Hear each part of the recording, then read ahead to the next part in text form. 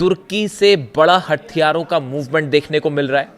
इसके अलावा कई अरब देश जो हैं वो अपने डिफेंस सिस्टम मजबूत करने में जुटे हुए हैं और मिसाइल्स का जखीरा जो है वो बढ़ाने में जुटे हुए हैं। ऐसा लगता है कि मिडिल ईस्ट में एक बार फिर बड़ी जंग की आहट है और ये उस तूफान के पहले की शांति है जो दिखाई दे रही है। और अगले इस तरह के खबरें जो हैं सोर्सेस से हुए बता रही हैं कि जल्द ही ईरान और अमेरिका के बीच एक बार फिर बड़ी जंग छिड़ेगी और इस बार नए समीकरण देखने को मिलेंगे और इस जंग में नए देश शामिल हो सकते हैं। इस तरह की सुगबुगाहट देखने को मिल रही है। लेकिन इन तमाम खबरों के बीच एक बड़ी खबर यह है कि हूती के लिए अब ईरान खुलकर मैदान में आ गया है और ईरान ने सऊदी अरब को सीधा सीधा चैलेंज कर दिया है। देखिए, ये खबर सिर्फ हूती और सऊदी की लड़ाई तक सीमित नहीं है, ये एक बड़े प्लान का छोटा सा हिस्सा है। आप इस बात को समझिए। देखिए, जब कोई शतरंज खेलता है, चेस खेलता है, तो क्या करता है वो एक अपने दिमाग में एक बड़ी इमेज रखता है और उसके हिसाब से एक बड़े टारगेट के हिसाब से अपने मोहरों को मूव करता है। अब असल में हो ये रहा है कि ये मिडिल ईस्ट में जो अलग अलग आपको चंक में खबरें दिख रही हैं कि सीरिया पर इजराइल ने स्ट्राइक कर दी, तुर्की और इजराइल के बीच में तनाव बढ़ता दिखाई दे रहा है, तुर्की के हथियार सीरिया की तरफ मूवमेंट कर रहे हैं, कल पाकिस्तान में भी बड़े हथियारों की लैंडिंग की खबरें हैं। अब उसका मकसद क्या है, उस पर नज़र रखनी होगी। वहीं पे जो है अमेरिका के रिफ्यूलिंग जेट्स के साथ डील कर रहे हैं कई देश कि हवा में रिफ्यूलिंग जेट्स जो हैं। अब किसी अरब देश को इस समय रिफ्यूलिंग जेट की क्या ज़रूरत हो सकती है बताइए। इस समय एक कोई अरब देश अगर डील करे अमेरिका के साथ कि हमें रिफ्यूलिंग जेट खरीदने हैं, कौन से मिशन पर अरब देश इस समय जा रहा है कि उसको रिफ्यूलिंग जेट की ज़रूरत है? किसी एक बड़ी प्लानिंग का हिस्सा ये छोटी छोटी घटनाएं। और ये सऊदी और हूती की जो जंग है ये प्लान जंग थी। ये एक तमाम दुनिया के एक्सपर्ट ये राय जाहिर कर रहे हैं। मेरे को भी, मैं इस बात से पूरी तरह से सहमत हूँ कि अमेरिका का एक बड़ा प्लान था जिसमें सऊदी ट्रैप हो गया है, फंस गया है और ये एक बड़े प्लान का हिस्सा था। आप देखिए ईरान की कैसे एंट्री हो गई है। ईरान की तरफ से एक वार्निंग आई है। Saudi Arabia faces a new warning from Iran as the Islamic Revolutionary Guard Corps IRGC says Riyadh will not be able to contain Yemeni Houthi. पहली बात ये ईरान ने कही है कि सऊदी लाख कोशिश कर ले लेकिन आप हूती पर लगाम नहीं लगा पाएंगे, हूती को नहीं रोक पाएंगे।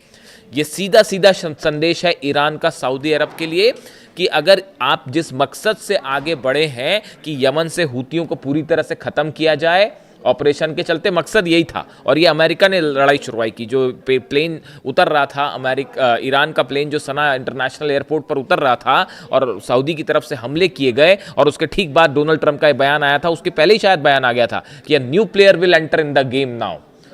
ये डोनाल्ड ट्रंप का बयान था। देखिए, हर बयान पर नजर रखनी पड़ती, कौन क्या बोल रहा है और घटना क्या हो रही है, उसको जब आप को रिलेट करके देखते हैं। यानी ट्रंप का ये कहना, एक तो ट्रंप बोल देते हैं, उनके साथ समस्या ये है, डोनाल्ड ट्रंप के साथ समस्या ये है कि डोनाल्ड ट्रंप को इतनी सी कुछ बात पता चलेगी तो वो तुरंत उसको बता देंगे इतना बड़ा करके। तो जब उन्होंने ये बयान दिया था कि new player will enter in this game, तभी ये बात साफ हो गई थी कि ये सऊदी के साथ जो है एक बड़ा प्लान तैयार है हूती को ख़त्म करने का। अब ये हो नहीं पा रहा। ईरान यही कह रहा है, सऊदी को सीधा वार्निंग दे रहा है कि अगर ये ख्याली पुलाव में है आपकी हूती को खत्म कर देंगे और यमन में पूरा अपना प्रभाव जमा लेंगे और बाबल मंदेब पर पूरा कब्जा हो जाएगा, लाल सागर पर पूरा कब्जा हो जाएगा, तो ऐसा नहीं होने जा रहा। ये ईरान की तरफ से पहली वार्निंग। दूसरी वार्निंग सुनिए। IRGC spokesman Hussein Mohebi warned that the Saudi Arabia cannot remain safe from Houthis attack।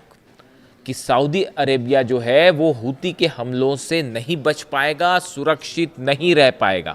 Iran का ये कहना कि हूती के हमलों से सऊदी सुरक्षित नहीं रहेगा, ये पीछे पीछे सीधा सीधा ये भी कह रहे हैं कि हम खड़े हुए हैं, हमारे हथियार। अब सुरक्षित किससे नहीं रहेगा? मिसाइलों से नहीं रहेगा। हूती के पास भी बैलिस्टिक मिसाइल हैं जो अरामको, देखिए अरामको वो ऑयल फील्ड है, सबसे इंपॉर्टेंट ऑयल फील्ड है सऊदी की, लेकिन उस पर लगातार आप देखें 3 से 4 बार स्ट्राइक हो चुकी है। अभी फिर से एक हमला हो गया, ऐसा दावा है, इंडिपेंडेंट वेरिफिकेशन तो नहीं हुआ है लेकिन ऐसा दावा है।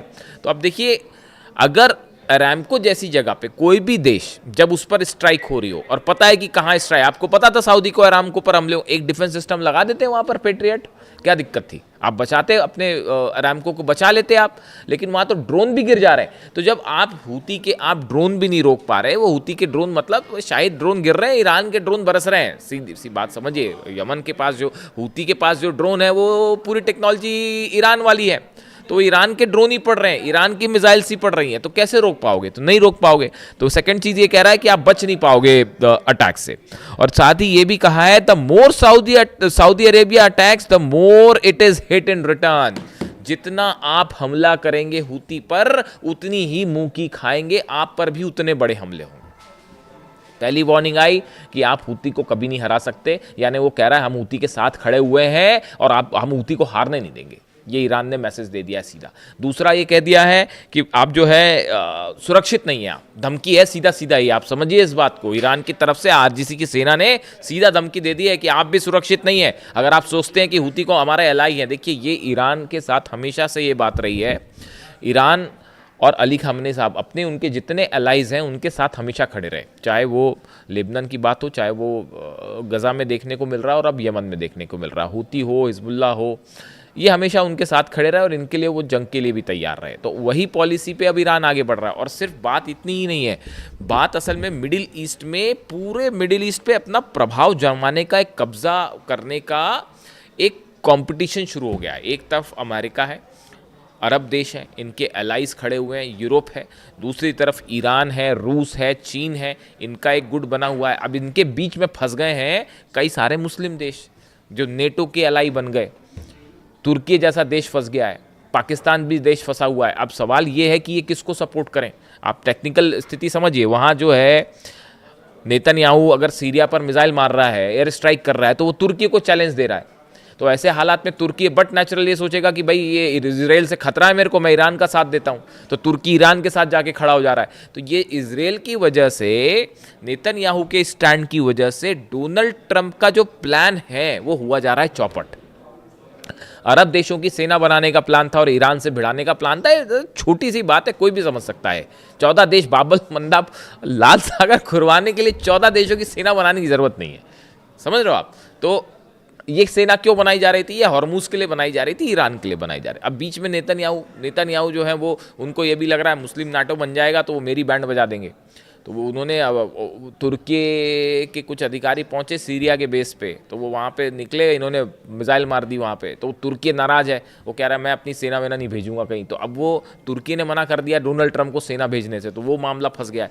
और इस बीच जो है, ये जो मैं कह रहा हूँ पॉइंट, कि प्रभाव जमाने की जंग में अब ईरान जो है वो खुल के हूती के साथ आ गया। उसने 3 वार्निंग्स दे दी हैं साफ साफ कि देखो ऐसा है, अगर आप कोई इस तरह का प्लान का हिस्सा बनते हो कि यमन पर हम पूरा कब्जा कर लेंगे, लाल सागर और बाबल बंदे पूरी तरह से हमारे कब्जे में होगा, यही कोशिश डोनाल्ड ट्रंप हॉर्मूज को लेकर कर रहे हैं। जब वो कह रहे हैं कि हॉर्मूज इज यूएस टेरिटरी, तो वो यही ख्वाब देख रहे हैं कि जो है पूरी तरह से हम कब्जा कर लें।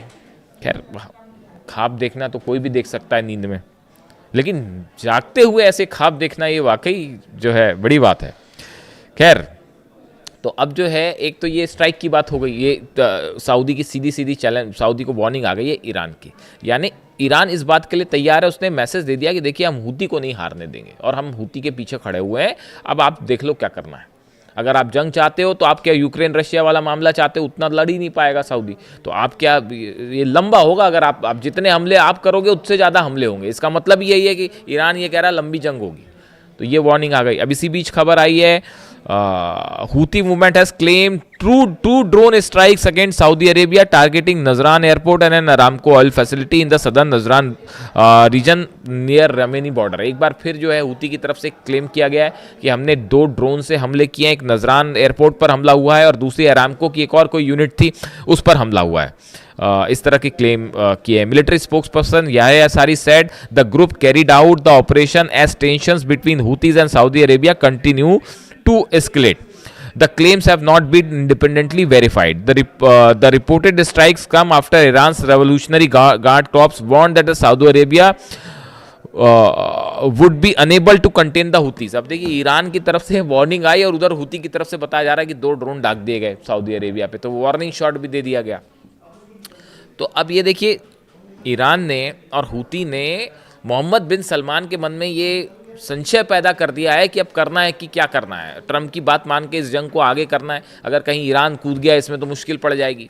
वैसी समस्या एर्दोगान तुर्की के सामने है, वो इजराइल बैठा हुआ है, वो कह रहा है मैं सेना नहीं भेजूंगा। इजराइल को ये लग रहा है कि नेटो एलाई बन गया तो अब्राहम एकॉर्ड खत्म। देखिए 2 में से एक ही चीज़ चलेगी, ऐसा नहीं हो सकता कि अब्राहम एकॉर्ड भी चले और जो है वो नेटो इस्लामिक नेटो भी चले।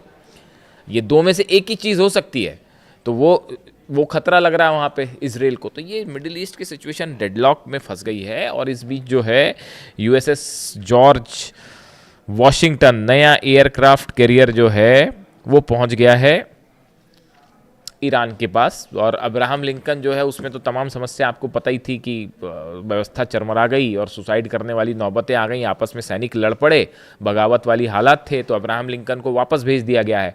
अब यूएसएस जॉर्ज वॉशिंगटन है वो भेज दिया गया है, नया एयरक्राफ्ट कैरियर। हालांकि मतलब देखिए इसमें सिर्फ इतनी बात नहीं है चीज़ों को, मतलब एक तो हम इस तरह से कह देते हैं कि भाई अमेरिका की सेना वापस जा रही है और अब्राहम लिंकन वापस जा रहा है, लेकिन इसके साथ ये भी समझने की ज़रूरत है कि अमेरिका की फोर्सेस का डिप्लॉयमेंट बरकरार है, यानी वो इस मोड में है कि जब चाहे तब ऑपरेशन करें। ये जो लगातार इकोनॉमिक ब्लॉकेड वाली खबरें आ रही है ना कि इकोनॉमिक ब्लॉकेड किया जा रहा है ईरान को, इसके साथ साथ एक बड़ी मिलिट्री हमले की भी तैयारी है। उसमें जैसी हालात डेवलपमेंट होंगे मैं आपको बताऊंगा। वीडियो कैसा लगा कमेंट करके ज़रूर बताएं, अपनी राय रखें, मैं सारे कमेंट्स पढ़ता हूं आपके, कोशिश करूंगा जवाब भी दूं। Thank you so much.